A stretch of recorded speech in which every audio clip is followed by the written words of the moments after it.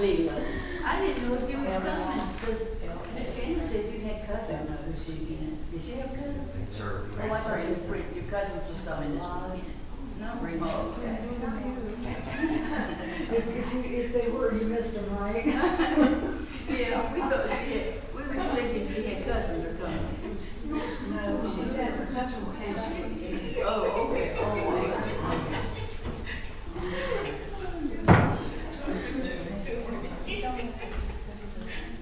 Oh, come on.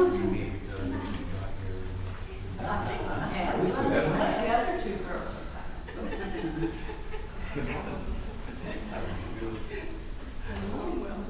Good, good.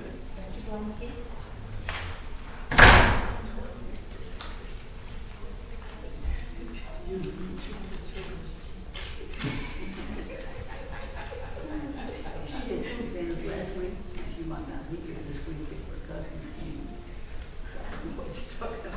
Where that came from. There's no telling which children. They're just making up stories about you all over the place, huh? What do you think about me when I told tell everybody?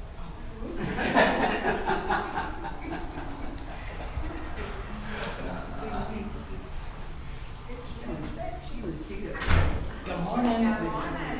Sermon, she wanted to, but she didn't. You were good? We're white today. And you can tickle me. We don't do much to tickle. If you're not ticklish. When I was prepping it, the supper for tonight. Yeah. Look how quick she moved. She was quick. She moved. I know. Quick mover. Come on. You guys come. Hey, girl.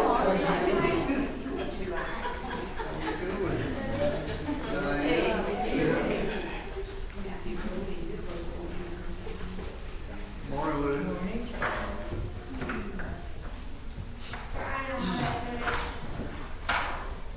Morning, everybody.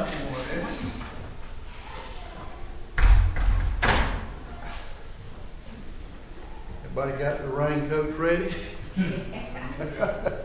Thinking about building an ark.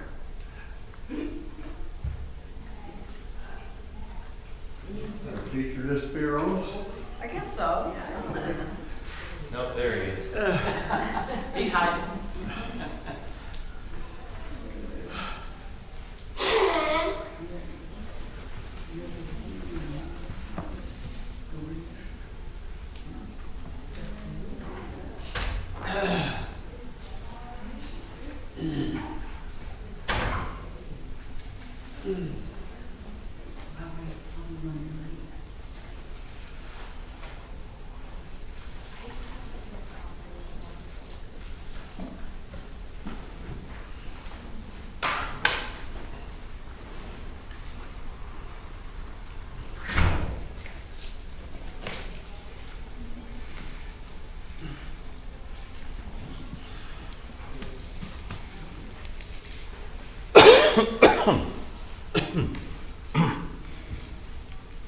Good morning.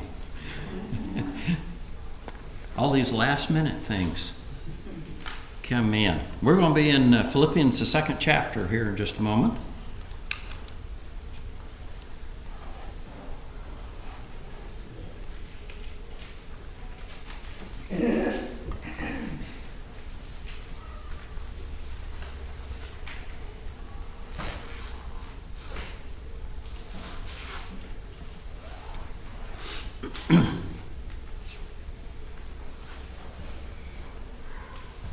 And we'll have more info probably in our announcements before worship, but Leela's grandson, Gage Jenkins, was in an accident, airlifted to emergency, so keep Gage and Leela and the family in your prayers. Mark's brother's department in Florida was the one where the shooting was, with the 3 officers caught inside the house. And yesterday, one died and all. So they're asking for prayers, of course, for that department. Lots unfortunately, in this world, lots of excitement. By the way, did everybody bring their umbrella today? Oh, ye of little faith. And we won't pick on Debbie at all. I've already picked on her. I've already picked on my daughter, Debbie. And and they both insist, the first thing they both say is, we don't spell it that way. Can't blame us. So, if you think the world has problems, I always think it's funny how long these things... Historians are weird people. You have to understand that. If you don't believe that, ask my children. But in case you're wondering how long this has all been going on, let me read you something. The earth is degenerating today. Bribery and corruption abound. Children no longer obey their parents, and every man wants to write a book. And it's evident that the end of the world is fast approaching. When would you say that was written? I mean, in the last 10 years, 20 years? We've heard that so many times. There is a famous quote that dates from a Roman writer around the time of the New Testament world. This particular writing is on an Assyrian tablet. You remember the Assyrians? They were the nice guys that invaded northern Israel and took the people off into captivity. Do you know where those 10 tribes are today? Nobody does. The Assyrians, when they captured a people and took them into captivity, decided that if you keep them all together, they'll be nothing but troublemakers. So they dispersed them around their entire empire. Not by families, because you keep families together and they can still keep everything going. And remember, no, they split up families and they dispersed them so widely that those 10 tribes still today get talked about as the lost tribes of Israel. They simply don't exist because of their dispersal by the Assyrians. But the Assyrian Empire is a rather ancient empire, and this particular Assyrian tablet quote is from the time of Abraham. So just in case you're wondering how long this has been going on, and I think probably one of the things that we as Christians tend to discuss a lot is, well, Lord must be coming back soon. Look at how bad things are. You might remember, go back and read the book of Revelation, and you will find that the souls there in heaven around God's throne are asking the same question. How long, O Lord? And apparently shaking their head because they can't get an answer, and it appears it's going to be longer than they thought was right. We really shouldn't be surprised at this. It's the Apostle Peter, of course, that reminds us why God is so patient about all of this, not willing that any should perish. He wants us to have that opportunity. He wants us to do our job of reaching out to others. Paul, as he's writing to the Philippian church, again, keep in mind, we're going to see more of it today in the passages here we're looking at. This is a congregation Paul loves dearly. They have supported him, and they're the congregation that he has talked about over in 2 Corinthians that is poor, impoverished, and yet begged Paul for a chance to help out with the needy saints that needed support from churches. Paul trying to get the Corinthians to do something. Does that sound like a familiar story? The Corinthians, who have a lot, essentially a rich congregation, and Paul can't get them to commit to doing something like he can the poor congregation that has nothing, and yet they're doing everything they can. It's kind of that way It always has been. And if you go to the chapters 2 and 3 of the book of Revelation, you'll find the 7 churches of Asia. And 5 of those churches, several of them the largest congregations in the area, are in trouble. 2 of them that are really the smallest churches in the smallest cities in the worst circumstances, and God tells them, guys, you just keep doing what you're doing. You're doing it right. Isn't it funny how sometimes we become dismissive of a small congregation? Oh man, if we were just a big congregation, what could we do? Maybe, maybe not. It's kind of like us as individual human beings. Oh, if I was just rich, I could do so much for the Lord. And the Lord blesses me, and I just tell the Lord, say, well, Lord, if I was richer, I could do more. And Paul says, hey, the poor congregation is the one that's doing all the work. So Paul tells them as he begins verse 19, chapter 2, I hope in the Lord. It's a funny little statement in Greek there. It implies, he says, trusting in God, because of God, I have this hope.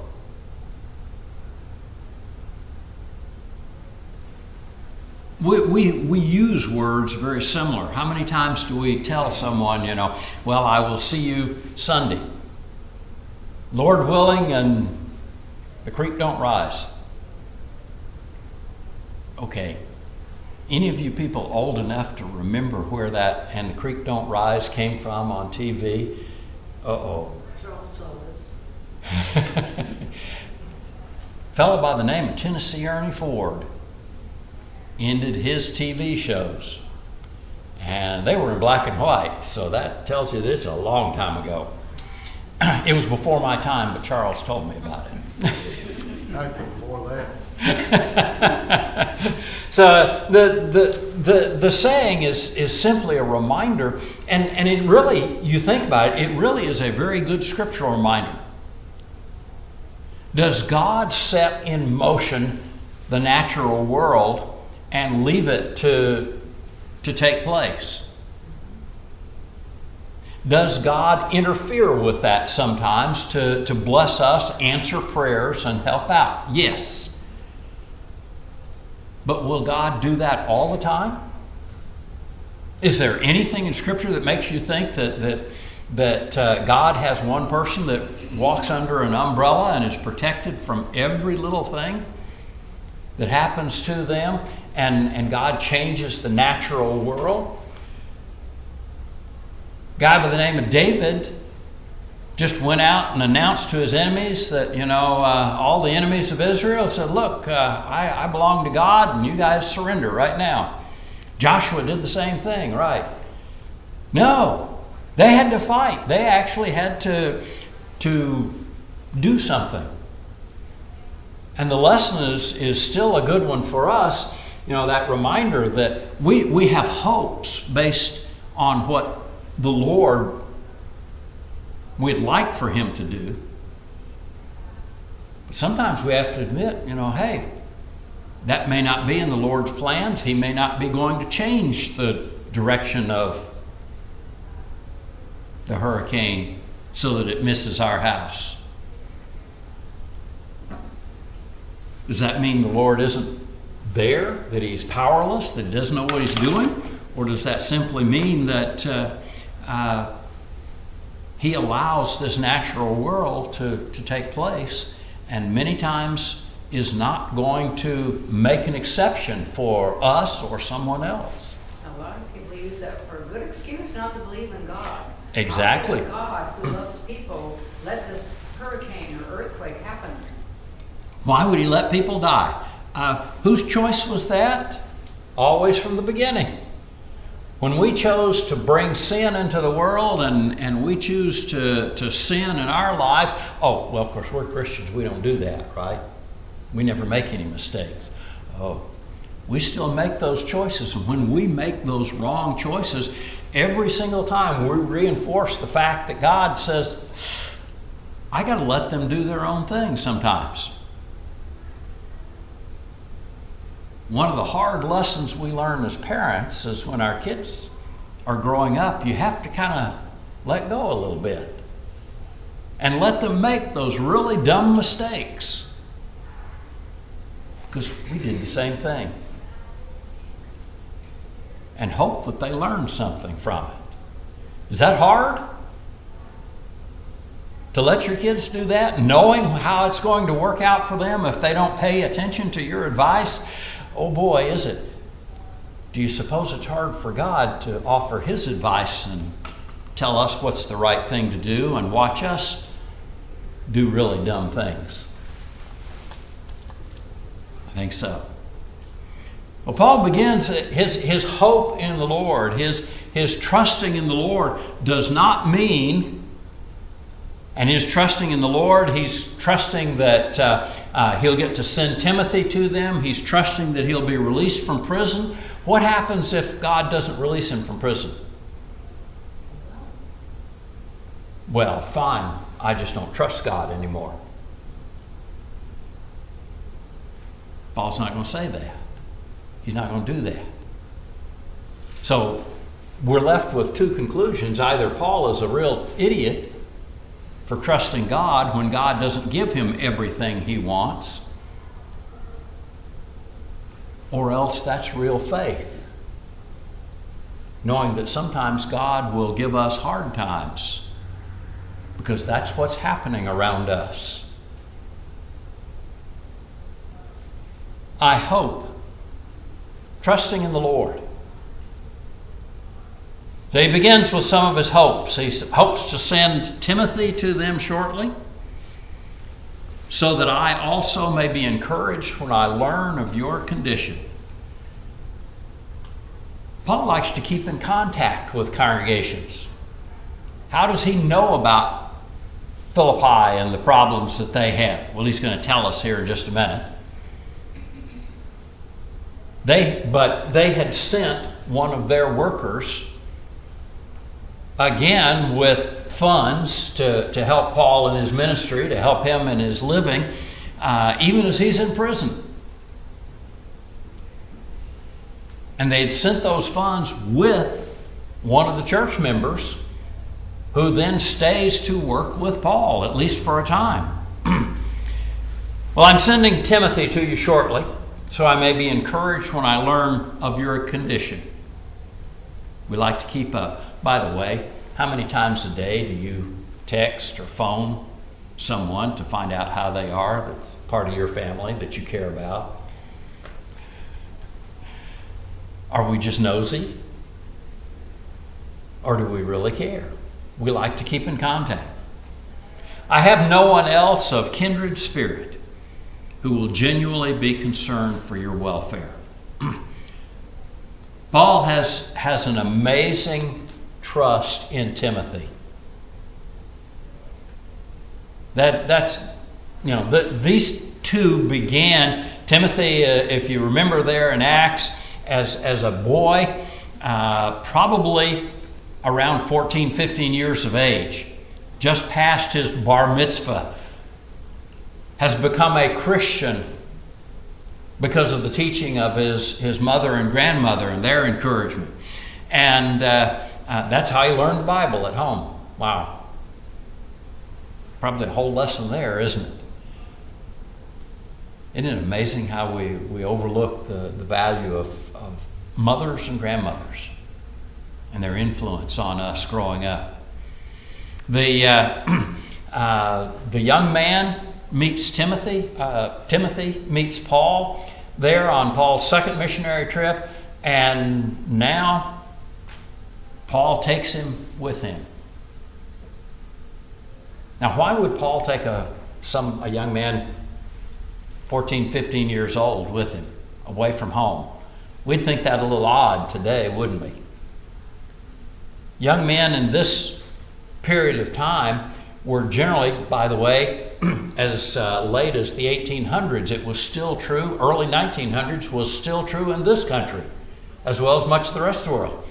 At around 14 or 15, boys were expected to be apprenticed to somebody, to begin learning a trade. If they stayed home, they had to plow, they had to work with dad, do things, but they might be farmed out to someone else to learn a trade for themselves. So really nothing unusual is going on here. When Paul takes Timothy, he's apprenticed to Paul as a preacher. Over the years, he develops to the point where at the end of Paul's life, Paul still relies on him and asks Timothy to come quickly there in 2 Timothy, the 4th chapter, to hurry before winter, bring my cloak. Bring my coat, heavy coat. I'm going to need that, as well as the books and the parchments. So the others, there are lots of other people, and we understand that as Christians. There are lots of other people that are sort of friends. Maybe even church members that we're sort of friends with. But he says, I don't have anybody like Timothy. Because the others, verse 21, all seek after their own interest and not that of Christ. By the way, one of the big criticisms that we hear all the time is you can't be judgmental, right? That means you can't ever say anything to anybody that they need to correct and do better at. Is there anything dumber that we could imagine?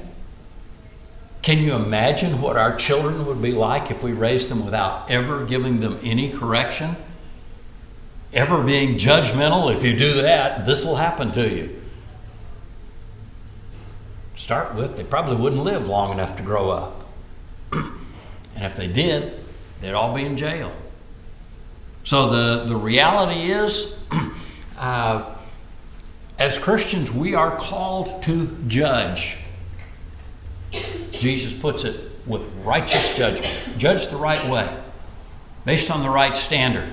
Where would you find the right standard for judging? Got it in your hands, right there. God's Word. Judge according to that standard. Will the world agree with you? Not likely. No wonder the world's favorite scripture is, that they know from the Bible, judge not that you be not judged. The reality is God calls us to judge. And by the way, chase up all those scriptures. Do you know who will judge this world? The Word. The Word and God's people. God's people. Now, we may be judging the world by choosing to do right when they choose to do wrong, and hey, they did it. Why can't you? You ever been asked that question? I remember to fill up my car so it doesn't run out of gas. Somebody else comes along and forgot to fill theirs up and it runs out of gas. So, well, actually it is. How do you feel when you run out of gas? A little dumb? You should. Because you knew it was going to happen. Does the world know what's going to happen if they don't follow the Lord? They may choose not to believe it. I mean, people choose not to believe that little gauge in the car. What does it know? What does the odometer know that shows I've already been 550 miles since the last fill-up? I can make it at least another 2 blocks.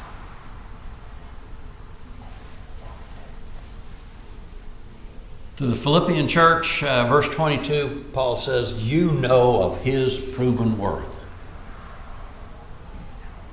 He served me in the furtherance of the good news, like a child serving his father. Timothy has been the man to go anywhere, do anything. By the way, you go back to Paul's letters to the Corinthians, and Paul was talking about sending Timothy to Corinth. And Paul had to confess, and he actually doesn't want to go there. You guys are a bunch of troublemakers. You have so many problems, you don't listen. And Timothy doesn't even want to go there. And Timothy will do anything I ask of it. Apollos didn't want to go. I mean, if the great preacher and the great servant don't really want to go, that doesn't say much about a congregation, does it? Therefore, I hope to send him immediately. Now, Paul would tell the Corinthians, I hope eventually he'll get there. But with the church at Philippi, he says, I'm going to try to send him just as soon as possible. Why? Because he loves you, I love him, I trust him. And I trust in the Lord that I myself will also be coming shortly. So there again, that same little phrase, I hope in the Lord, I trust in God willing. In essence, he's saying, I will also be there soon. The end of verse 23 there, notice it though. It says, as soon as I see how things go with me. Paul still doesn't know how it's going to turn out. He's in prison the first time there in Rome. You know, the timing here is about the end of the book of Acts. Paul's in prison, getting to come and go. Things are doing well. It looks like he'll be released, but he doesn't know. So the reality is that he is dealing with some uncertainty. Does he trust God? Absolutely. You come to 2 Timothy, and Paul's in prison the second time. This time he's not going to get out. Does he still trust God? Absolutely. I trust in the Lord that I myself also will be coming shortly. Verse 25, but I thought it necessary to send you Epaphroditus, my brother and fellow worker and fellow soldier. Okay, he's sending right away Timothy and Epaphroditus to go and work with the church there in Philippi. Who's Epaphroditus? Where did he come from? He's going to tell us. He's also your messenger and minister for my needs. So Epaphroditus is the one that has come from Philippi, bringing that support. And in fact, Paul relates, there's all kinds of interesting little things that happen here. Epaphroditus travels to Rome with financial aid and also to stay and work with Paul and help him in any way that's possible. And then he gets sick. Okay, anybody ever done any traveling and get sick? Isn't that the fun? Isn't that exciting when you're far away from home and really good and sick? Nope. That's about as far away from fun as we can get, isn't it? Nothing like being far away from home and being sick. And what happens? Well, watch Paul as he explains to them. Your messenger and minister to my need, he was longing for you all and was distressed because you had heard that he was sick. Indeed, he was sick to the point of death. But God had mercy on him. Not only on him, but also on me, so that I would not have sorrow upon sorrow. Now, Paul says, I'm sending him all the more eagerly, so that when you see him again, you may rejoice, and I may be less concerned about you. I don't have to worry about you because you're worried about him. You know, we mentioned a couple of additions to the prayer list, and this morning, and with our announcements in just a little bit, there's going to be even more. Why do we share all those prayer requests from fellow family members? Because we care. Because it really matters to us. And you ever think about what an honor it is that God has said, look, you and you and you and you and you and you and you and you and you and you, you can be a part of the prayer team that prays for my people, for God's work. Now, if you've ever played a team sport, you realize that there's always somebody on the team that's the superstar, right? One of the Yankees ball players, first one to, 40 home runs yesterday or day before this season. And wow, superstar player on the Yankees. How many games are they going to win if he walks out on the field by himself? Anybody need any pitchers on a baseball team? Nah. Don't need anybody to catch the ball. Just let it bounce off the backstop.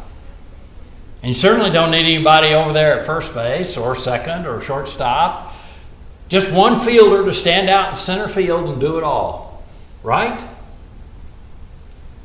The whole idea of a team sport is that it takes the team. And how many people on a team have to do their job and do it right for a team to actually win? Go ahead, ask a coach. It's not a pretty sight. All it takes is one person on a team that just quits on you.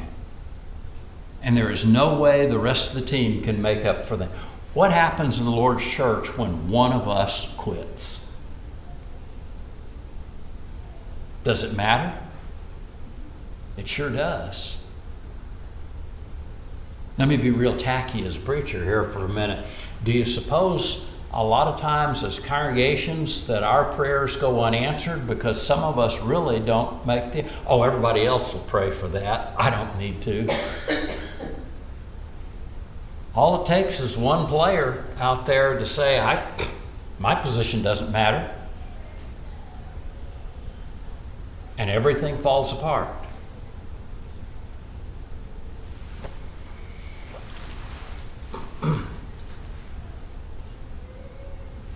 Verse 28, therefore I've sent him all the more eagerly, so that when you see him again you may rejoice, and I may be less concerned about you.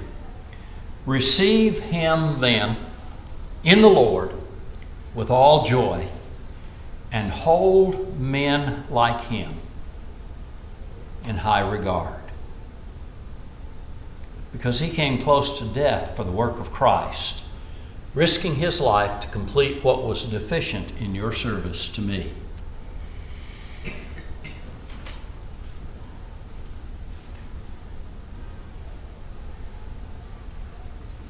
How highly do we esteem, we as a congregation support some mission works, and hopefully we will learn about some more in the coming years. And a lot of times congregations say, well, look, we don't have the money to financially support and really do anything to help all these other mission works. So we'll only pray for the ones that we can financially support. Wow. Let me just say it out loud. One of those things you're not supposed to say in a congregation. You're cheating the missionaries if you cheat them of your prayers.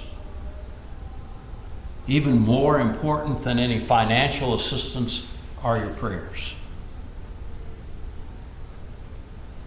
And that just cannot be overstated.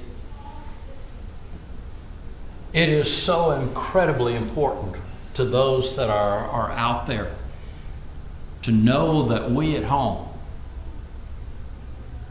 Yes, financially support them, wonderful. But honestly, even more important that we support them with our prayers. You see a name, you see an announcement on the notice board about a mission work, and the congregation here is not supporting it. Sit down and send them a card. How much will that mean to them? Incredibly. Incredibly. That may keep them faithful when they were struggling. Receive him then, Paul says, in the Lord with all joy, and hold men like him in high regard. We need to highly regard those that serve the Lord around this world.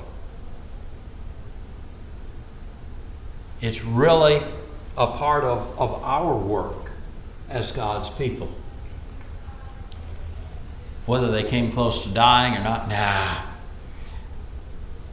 nobody ever risked their lives in mission work, do they? Come to think of it, nobody ever risked their lives here in the United States just preaching the gospel, do they? Oh yeah. It can easily be a risk anytime. Be faithful, encourage those others. Thoughts, comments?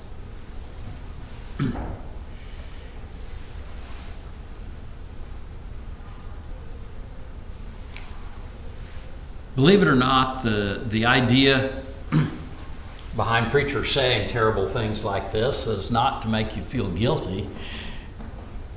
It's to remind themselves and all the rest of it, our job is important. Do you know, already used illustration, baseball players.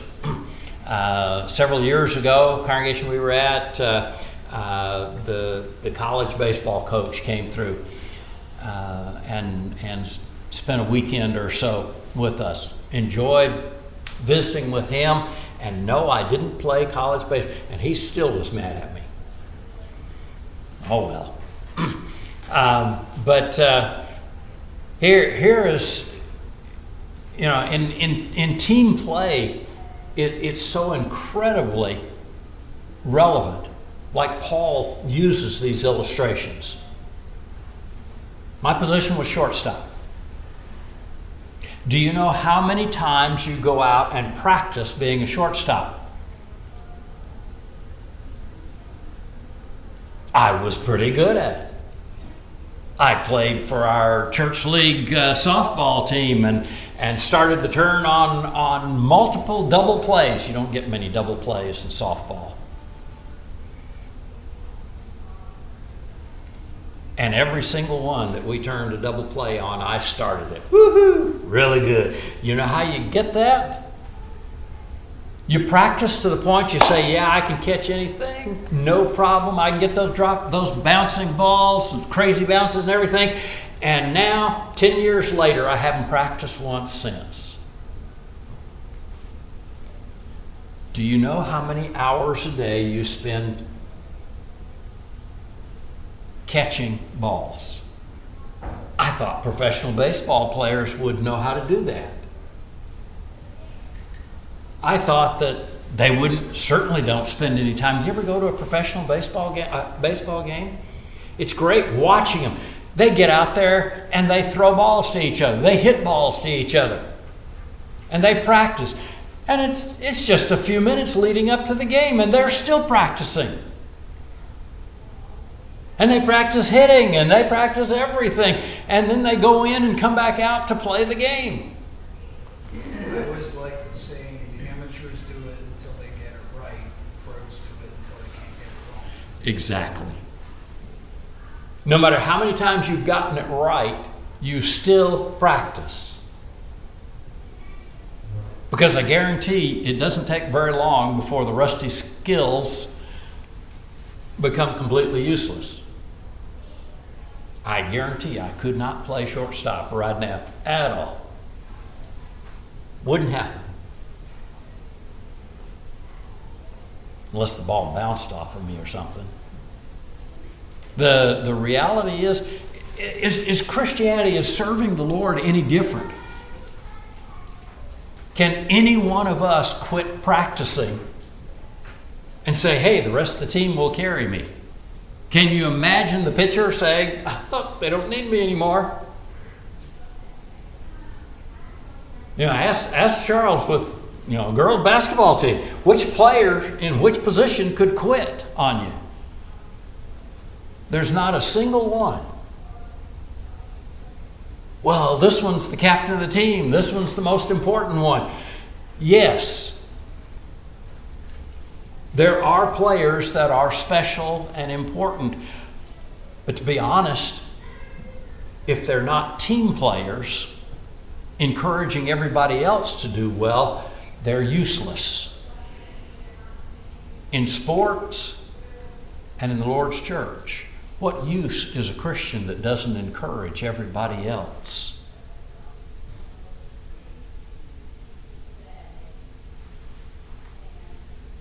Well, fine, I'm going to go home and do nothing.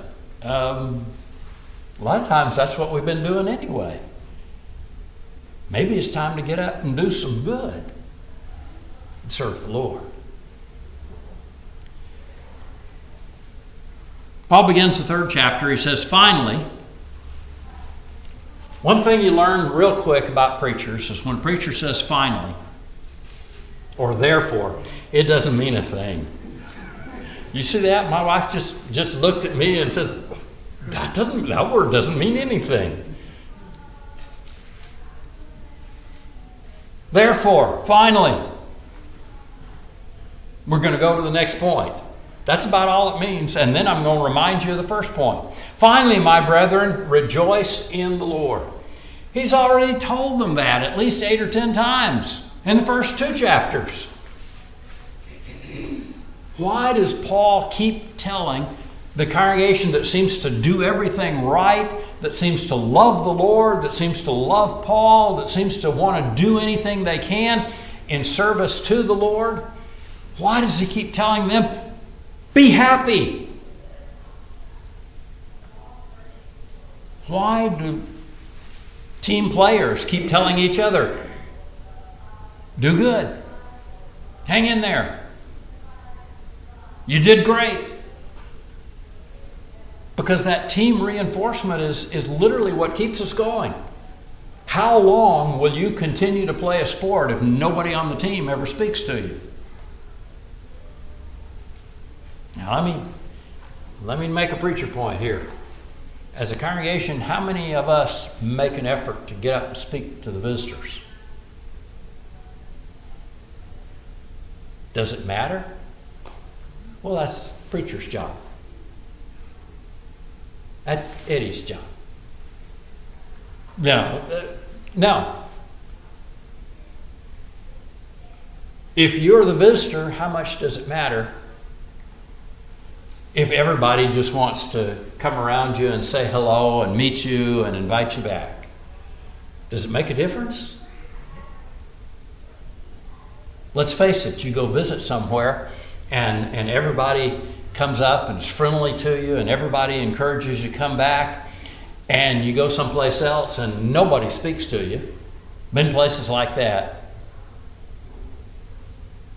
Sit down close to the front even, and get up and walk out, and boy, there's not anybody going to talk to you. We got our friends to talk to. Okay. Which one of those 2 congregations will you go back to? Not going back to the icebox anymore. Nobody cares there. But where people care, they'll go. Finally, brethren, rejoice in the Lord. Why, Paul, we've already got that down. We're the rejoicers. We're the happy people. We're the good Christians. Then keep on keeping on. Keep doing it. It just reminds you who you are and what you're supposed to be doing. And just in case you think it's obnoxious, been told that before, preachers shouldn't be reminding us of things like this. The elders shouldn't get up and remind us of things. Okay. Listen to what Paul says there, the second half of verse 1. To write the same things again is no trouble for me. You end up in teaching, whether you're teaching your children, teaching at school, teaching, I can pick on Debbie, already picked on her today. Used to teach introductory chemistry for nurses. They had to pass my course or they couldn't be nurses. And I got a dirty look from her right there. Not going to be friends anymore. I got that look from a lot of them. But I told them in class, usually the first day of class, if you want to pass this course, I know it's going to be hard. I know you think it's not important, that you don't need to know it, but you do. And if you want to pass this course, you just let me know. And we will do whatever it takes for you to pass the course. I flunked one student in 3 years. One student failed that course, and he never made an effort. There were others that came to me and 2 or 3 hours after class, 2 or 3 hours, other times of the day, whatever, when they had no classes, we would go over things until they got it. I don't care how long it takes. We'll get you there and you will understand and be able to do and pass this course. But if you don't care, I don't care. I got plenty of other things to do.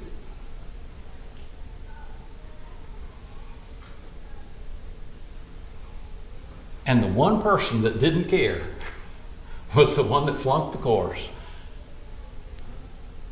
I'd ask him about it. You sure you don't want to come around for some tutoring? You're not doing well here. You flunked all your papers, your exams, everything. Nothing is passing. Oh, no, I'll get it. And then finally I'm just going to drop out anyway. Do something else. This is not important. If it's not important enough to make the effort, how many times do you hear that? How many times have you said that as a parent?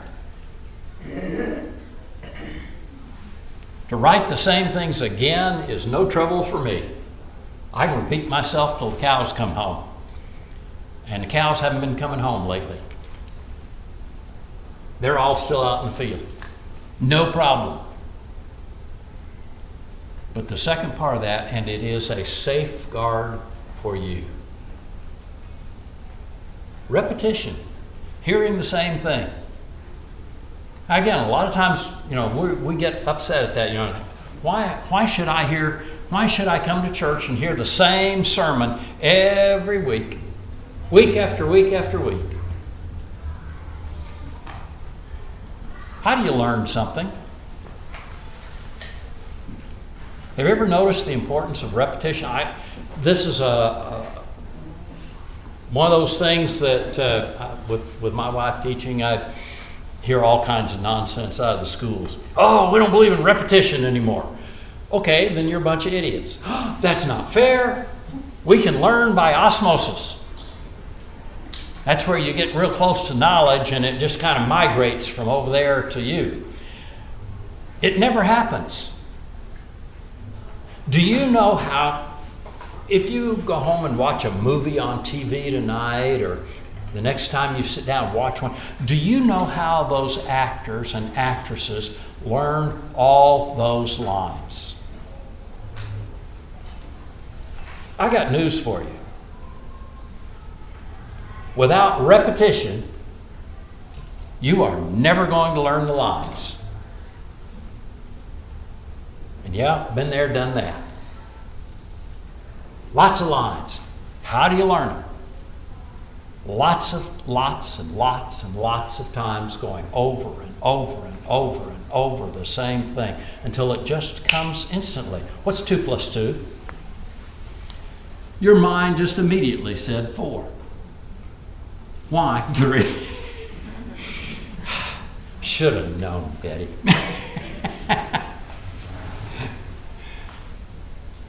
We do those things without thinking. Where did you learn that? Somewhere way back in the classroom, going over and over and over and over and over until it just came automatically. What happens if you don't do that? I'll tell you what happens. You get to junior high or high school, and it's a shocking thing to talk to kids. Anybody but me ever go to a store and that'll be $19.57.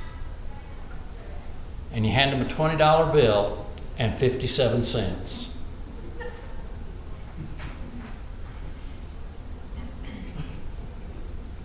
And they'll hand you a $20 bill back for change, a $10 bill. They have no idea. How do you get that? We were in the grocery store the other day. Power went out. All the clerks, what do we do now? Well, you could take a pencil and a piece of paper and write it down. No, we can't do that. We can't figure out what the change is. Really?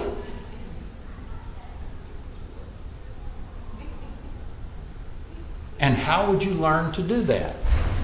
It's that repetition. You get the point. To write the same things again is no trouble for me. And it is the safeguard for you. By the way, one of the best preacher stories I ever heard, preacher was talking about why the same lesson over and over and over again. And he just commented, he said, how many of you eat? Anybody going to eat lunch today?